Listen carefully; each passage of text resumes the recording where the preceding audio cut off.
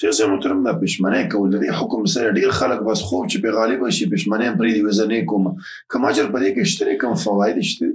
پښمنۍ یو عبادت دی د عبادتونو نه موږ ته د الله رسول صلی الله علیه وسلم په حکم کړی دی. رسول الله صلی الله علیه وسلم موږ ته فرمایلی دي چې په دې کې برکت دی او د دې موږ ته بهتري ښودلې ده.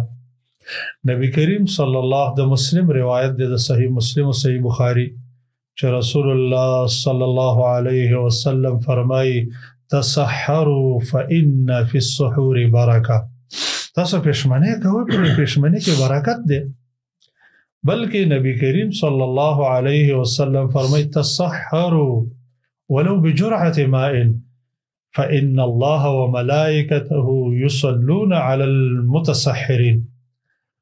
تاسو پښمنۍ کوئ ولو که یو ګوټ اوبه وي نور هېڅ هم نه وي ولو که یو ګوټ اوبه وي ځکه الله او ملائکې په پښمنۍ کوونکو باندې صلات وایي او د الله صلات ابو العالیه رحمه الله فرمایي ثناؤه علیه فی الملأ الاعلی.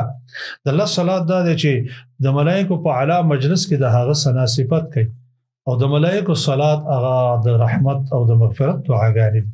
نو په دې باندې موږ باندې د الله ثنا مستحق ګرځو د ملائکو د دعاګانو مستحق ګرځو. بلکې نبی کریم صلی الله علیه وسلم فرمایي فصل ما بین الصيامنا وصيام اهل الكتاب اکلت السحر. زمونږ او د اهل کتاب او د روژې تر مابین فاصل د پښمنۍ خوراک دی چې موږ پښمنۍ کې راپاڅېږو خوراک کوو او اهل کتاب په پښمنۍ کې خوراک نه کوي. نو په دې وجه باندې دا طریقه صحیح نه ده چې کومه طریقه د عامو نوجوانانو ده چې هغه ویل که موږ پاڅېدلی نه شو ټوله شپه شوګیر تېر کړي او په لهو لعب باندې شوګیر تېر کړي نو دوه نقصانه وکړي.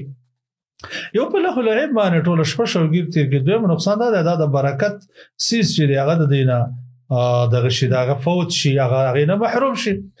نو په کار دا ده چې د پښمنۍ اهتمام وشو دا یو عبادت دی ځکه دې کې ډېرې فایدې دي. Don't forget to like, share and subscribe. Rana Studio Podcast.